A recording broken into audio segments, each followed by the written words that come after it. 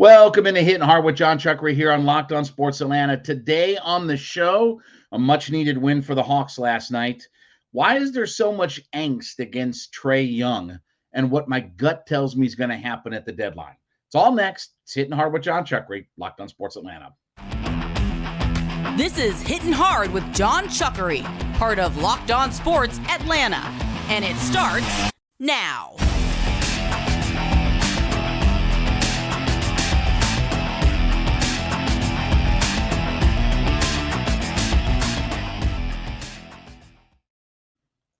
Hittin' Hard is brought to you by FanDuel Sportsbook, official sportsbook of Locked On. Make every moment more. Visit FanDuel.com/LockedOn today to get started. You can head to YouTube.com, put Locked On Sports Atlanta into your search browser. When you get there, hit that subscribe button. We're trying to go to 6,000 folks to be a part of our ever-growing community. Leave us a comment. We are free and available to download Spotify, all of your favorite podcast platforms.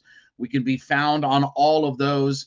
Roku and Amazon Fire. Yes, we are on those platforms as well. Crazy as it is, we are available to download there. And then follow me on my personal Twitter page at JMCH316. Well, the Hawks got a much-needed win last night after back-to-back losses, to really maybe some inferior teams. And while Oklahoma City record-wise is within a game or two of the Atlanta Hawks, I mean, they're out of the playoff mix. I mean, they're not even in the play-in tournament with everything. But it was a good win. You go on the road. I think the Hawks have won 6 of their last 8 games on the road. So the Hawks have been pretty good here on the road of late. Hawks shot their best percentage of the season, 59.5%.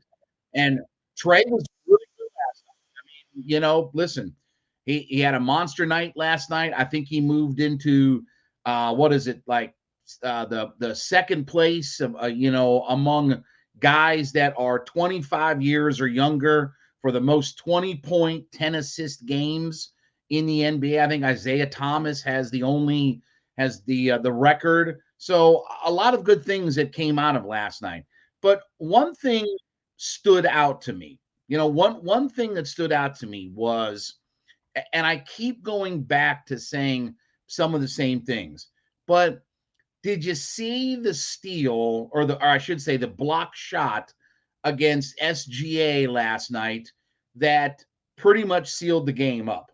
Dejounte Murray had a block against Oklahoma City's best player, and then he got fouled and hit a couple of free throws, late in the game and put the game on ice. And I keep saying this, the Hawks record-wise are one game better year over year than at this time. So 49 games in, the Hawks have one more win.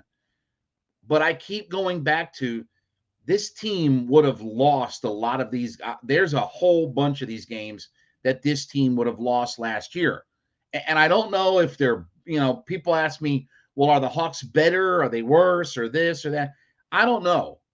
But I do know Dejounte Murray has been the difference. And you just see when he's on the court, this is not about leading the team in scoring, not about having the most assists, not about having the most rebounds, but he, unlike a lot of guys on this team, he makes winning basketball plays, whether it's a steal, a block shot, a key basket, a couple of free throws late. There are so many winning plays that Dejounte Murray makes night in, night out that, for this team, look, they could be a lot worse record-wise. And when you talk about the idea that they are the, maybe arguably the most dysfunctional organization in the NBA, when you're getting articles written about you, about how dysfunctional you are and your front office situation and, the general manager and this and that and the president of basketball operations, forget just on the court. When you've got all of this drama and the head coach and the star player don't seem to be able to get along. When you've got all of this other drama, it could very well take away from what the performance is on the court. But, the Hawks are hanging in there. I don't know that the backstage drama has had as much of an effect. But I do know if you didn't have Dejounte Murray, as I said the other day, there are probably 6, 8 or more games that this team would have lost. He's just not fake. He just goes out there and he's fundamentally sound and he plays winning basketball. And, I said this Friday night after the Knicks game, and I may have said on the podcast here, he's the MVP of this team. I don't really even know how anybody can argue. He's not the best player on this team. That's still Trae Young's mantle. He's not the leading rebounder or the leading scorer or whatever, leading assist guy, whatever. He's none of those things. But there's nobody on the court that has more winning basketball plays. That they had, the stat that they had in the old days of baseball, game-winning RBI. For the 1980s, that was a big fad stat about, most game-winning RBI, right? Like that was a big stat through the 1980s. If there was a stat that was measuring game-winning plays in the NBA, I don't know enough about the NBA to have watched everybody, but I guarantee you Dejounte Murray would be right near the top of those kinds of lists. And he just does so many little things, and sometimes they show up in the box score, sometimes that they don't. But, it would have been very easy to give that game away. That game was 77-77 at the half. Think about that. Those two teams scored almost 80 points per side at the half. There was no perimeter defense being played, all kinds of craziness. But when there was a play that needed to be made at the end of that game, Dejounte Murray delivered with the block on SGA, with hitting the 2 free throws to put it out of reach, to make it a 2-possession game. And that was it. And we're going to talk about Trae Young here in just a second. And I'm not knocking Trae when I say this. It's just Trae's the best player. He's the best scorer. He's arguably the best facilitator and things, and he had a big night last night, right? He was outstanding last night. He was 3 of 6 from 3-point land, which certainly is a big improvement. He was 10 for 20 from the field, 10 for 11 from the free throw line. That's outstanding. He had 33 points, 11 assists. And the thing, though, is when you look at these numbers, okay, Murray had 21 points and 3 assists last night. But some folks buy into the stat. Some folks don't buy into the stat. Trae Young, when he was on the court, was a -11. When Dejounte Murray was on the court, he's a -1. And for lack of for a really simplistic way to say all this, that's winning basketball. That's a winning basketball formula. So again, Trae's the best player and all this kind of stuff, but Murray has more moments and more, what do I want to say? Moments is the best way to say it. That he plays winning basketball, and he's helped this team out time and time again. Go back to the first night in Houston, when they first played the Rockets at State Farm, to the very first game of the year, all the way through now to game 49 with all of it. He plays winning basketball. If the Hawks didn't have Dejounte Murray this year, brother, they'd be in some really rough shape. But it was a good win for the Hawks, much needed. We'll talk some more Hawks basketball here in just a minute. But first, let me talk about my friends over at FanDuel Sportsbook. Listen, we're excited because Locked On Sports has made FanDuel the number one. It's our new sports betting partner. It's the number one sports book in America. if you're new to FanDuel, we've got a great deal for you here. So listen, you can make betting easy and fun, but we've got a deal for you here where you can get $150 in free bets guaranteed when you place your first $5 bet. So if you're new to FanDuel, sign up at FanDuel.com/lockedon, FanDuel.com/LOCKEDON, and you'll get $150 in free bets guaranteed when you make your first $5 bet. FanDuel's got your money lines, point spreads, player props, everything that you can have there, but it's a safe, secure, and easy-to-use application. So football fans, listen, we've got a big conference championship weekend coming up here. Make your first $5 bet at FanDuel.com. Sign up today, and you'll get $150 free bets, win or lose, and we hope that you win when you sign up at FanDuel.com/lockedon. FanDuel.com/lockedon. Make every moment more with FanDuel, the official sports book partner of the NFL. So I have this question, and I keep going back and forth with everything. Like there's a segment of the fan base that would be of the idea of trading Trae Young. And then there's another section of the fan base that thinks that's ridiculous, and that's the guy that we've got to build around. But there is definitely, I don't want to say some momentum, but there certainly isn't as much support or as many people rallying around Trae Young is what there used to be. Now, I don't know if it's because some of the things have become public, just the feud with Nate McMillan. And I don't know if feud is the right word, but disagreements that Nate McMillan and Trae Young have. But there just doesn't seem to be as much overwhelming support for Trae Young is what there used to be. And why is that? Well, I mean, certainly the lack of success for the team.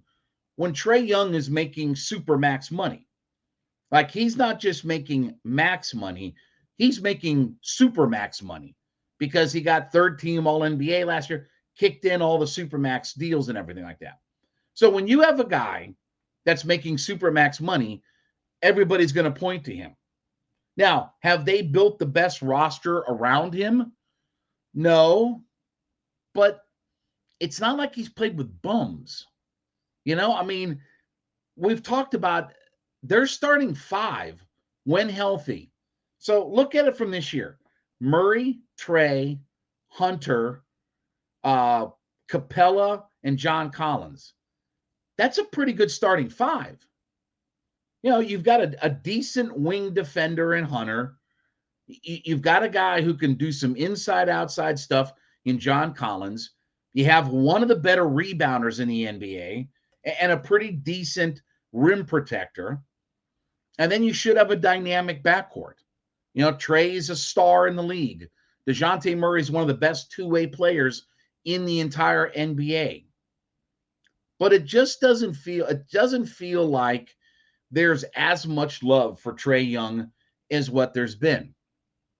And look, there's a lot of people that want to get rid of Nate McMillan as soon as they possibly can and bring in a coach. And we talked about the idea of, the Deadspin article that said, is Trae Young a coach killer? Well, in all honesty, I mean, if you're looking at this objectively, if you're going on to your third coach in 6 years and you're a star player, there is something wrong with that. And I think some of the things go back to what Trae Young said last year, that when he said the regular season doesn't matter and we're just trying to get through it and we want to get to the playoffs, that didn't sit well with a lot of people. And then you went out and pretty much laid an egg all through the regular season, right? I think you got the number 9 seed, but then you had to be in 2 play-in games. And, you were coming off the Eastern Conference Finals where we thought, okay, we're going to be, in pretty good shape. maybe we can be a top 4 or 5 seed, but we should certainly be like a 4 through 6 seed. And then it just kind of all went away. And I think when you're the star and you make that super max money and you come out and say the regular season doesn't matter and things like that, to your, paying customers, your ticket, your fan base, that's your ticket holders. I just think that rubbed people the wrong way. And then you compound it with, we weren't a very good team during the regular season. And then we've not been a very good team during the regular season of this year. Even adding Dejounte Murray, what are we? A game above 500 right now and still sitting 8th in the Eastern Conference. And yeah, again, a couple 3 games here and we could be, 5 or 6, or we could be, 10, 11. But there doesn't seem to be as much of that just belovedness or just rallying around Trae. And I do think that when you talk about the comments from last year, and it's not like Trae has fallen off a cliff. He's not having a great statistical season, right? He's shooting a very low percentage. I think it's 31%, 31.5% or whatever like that from 3. He was 3 of 6 last night. We talked about yesterday on the show. He's 143rd in 3-point percentage. You can't be the level of Trae when you've given up, Luka Doncic, who is making a run at the MVP, right? You can't have been involved in that kind of a deal and get the super max money, and then I don't want to say laying an egg, but certainly he's not had his best season. And I thought he played really well last year. I mean, I thought the last couple of years he's been outstanding. Coming off of his rookie year where he really got his feet wet, and then the Eastern Conference Finals run, and then even last year, and he stepped up in the playoffs when it mattered most. In the play-in games, he stepped his game up. But I think when you look at the way that they finished up against Miami, where they were certainly overmatched by all of it, and the comments that he made last year, like, it's all of these little things. It's not that he's a bad player. It's not that he's had a big step backward and he's having a disastrous season, but there just isn't that connection. And I think we all want to see Trae just step up and be a leader. Whether or not he gets along with his coach, just step up and be the leader of this franchise. And maybe that's not what he's capable of doing. Just because you make the most money on a team doesn't mean that you're the automatic leader of the team. You would like to think that those things go hand in hand, but they don't always happen that way. And it's funny, some of the conspiracy theories. Oh, we haven't been the same team since Solomon Hill left. Solomon Hill?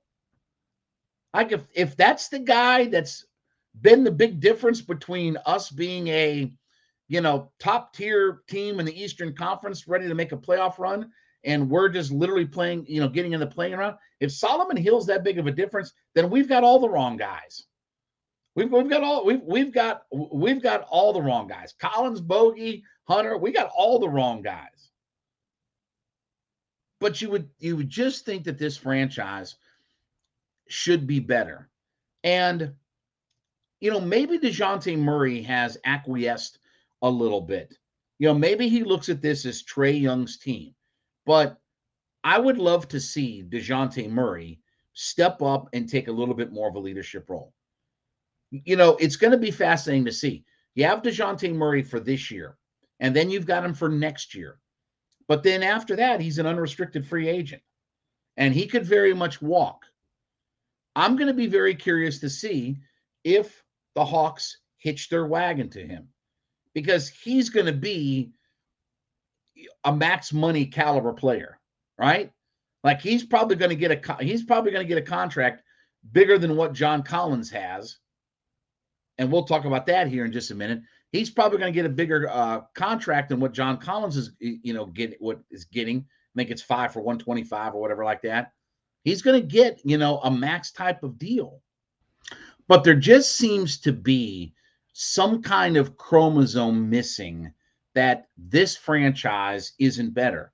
And I think a big reason why Tony Ressler has not been willing to get into the luxury tax, because they look at this, they look at this franchise, and if you're Tony Ressler, you're saying, okay, I'm paying Trae Young supermax money. I'm paying John Collins a lot of money. I'm paying Clint Capella a good amount of money. I just signed up, DeAndre Hunter to a big time extension, probably more than he's worth at $23 million a year for a 15-5 guy that's a good but not great defensive player. Like, they've paid out a whole bunch of this money to these guys, but there's some kind of chromosome missing. And again, maybe Trae should be more of a leader.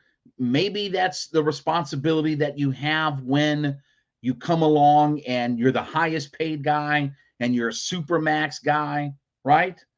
Because it is. I mean, when you look at Trae Young, you think that he should naturally be the leader because he makes the most money. But again, it doesn't really always work that way. And I really hope that they find a way to keep Dejounte Murray here. It'll be interesting to see if Dejounte Murray honestly just gets away from the mess of what the Hawks and Trae Young are, and he just goes off to another franchise. If he stays here, that'll tell me a lot. That'll tell me a lot about, because remember, Trae Young basically recruited Dejounte Murray. They were all on board with bringing in Dejounte Murray here. He had talked about it, and I interviewed Dejounte Murray when he first came to the Hawks and, talked to him about that and him and Trae's relationship and all that. It's not that they have a bad relationship or anything, but you wonder whether or not a guy like Dejounte Murray will look at the dysfunction of this organization and head for higher ground, especially if they are on their third coach in 6 years. So I don't know what the real issue is. If it is Nate McMillan, if there is some immaturity on Trae Young's part, but it just doesn't feel like he's as beloved a figure as he was just a few years ago. And maybe winning cures everything like that, but it doesn't feel right now like he's the guy that is the same beloved character. All right, besides making Hittin' Hard with Jon Chuckery your first listen every day, make Locked On Sports Today your second listen. Biggest stories of the day, instant reactions, big game recaps, and the take of the day. It's available on YouTube, Spotify, wherever you get your podcasts from. So what does my gut tell me about what's going to happen at the trade deadline?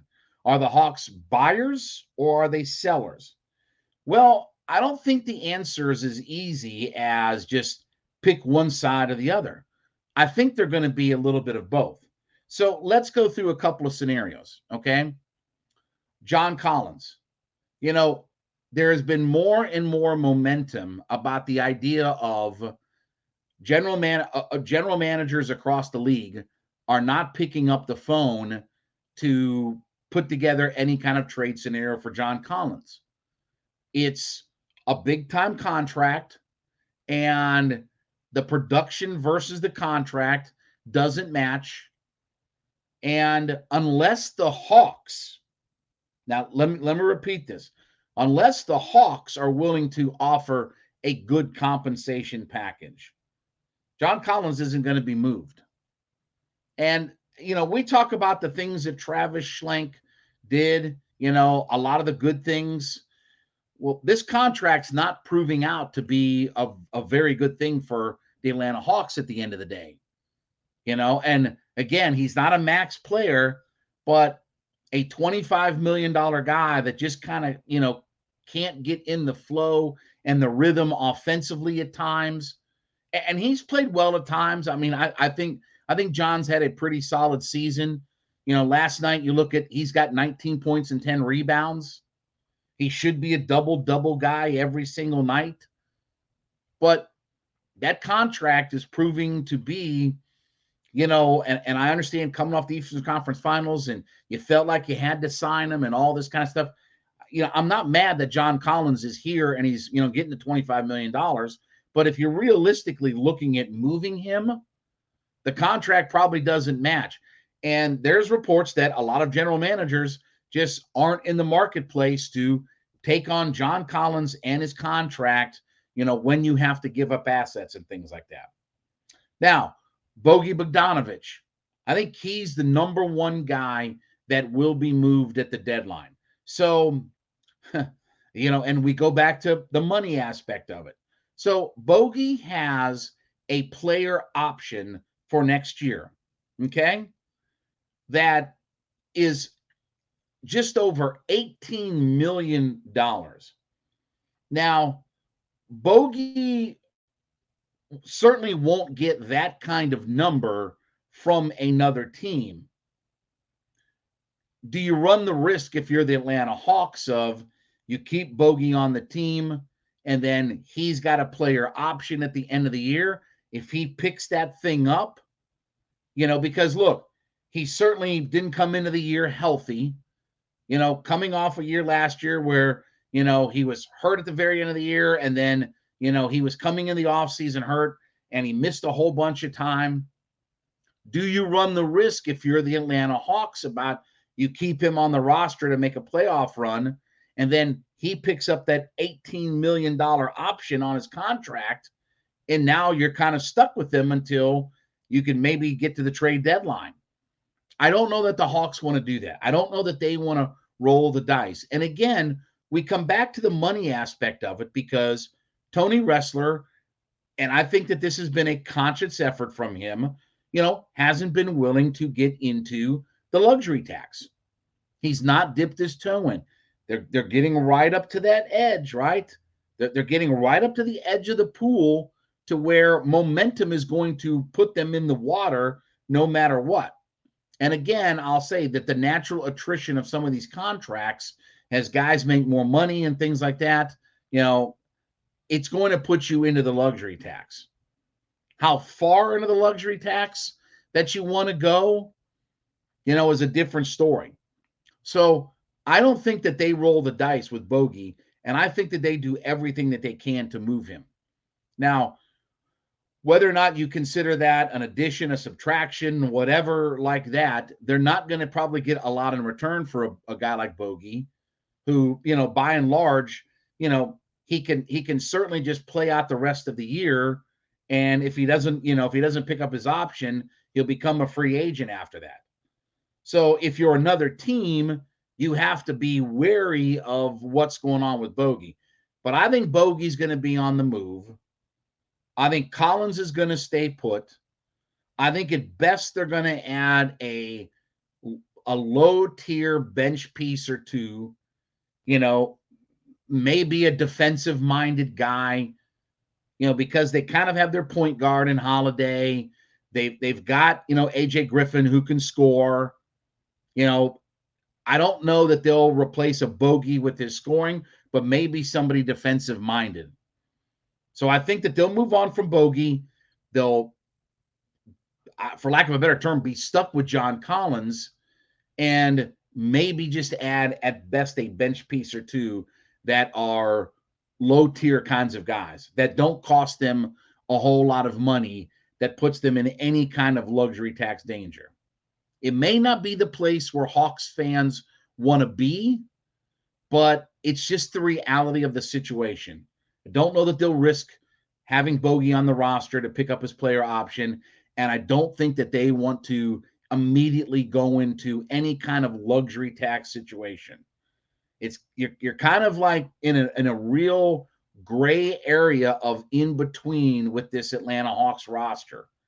You probably have to make do with what you have and hope that guys stay healthy and guys can come together and their starting five can carry the load into the playoffs.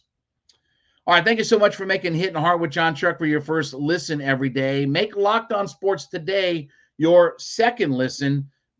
Biggest stories of the day, instant reactions, big game recaps, and the take of the day. It's available on Spotify, YouTube, wherever you get your podcast from. We ask you to head to youtube.com, put Locked On Sports Atlanta into your search browser. When you get there, hit that subscribe button. Be a part of our growing community. We're trying to get to 6,000 folks. Leave us a comment. We're free and available to download on all of your favorite podcast platforms, including Spotify, all of your favorites. You can download us for free there. And then Roku and Amazon Fire. Yes, we are on those platforms as well.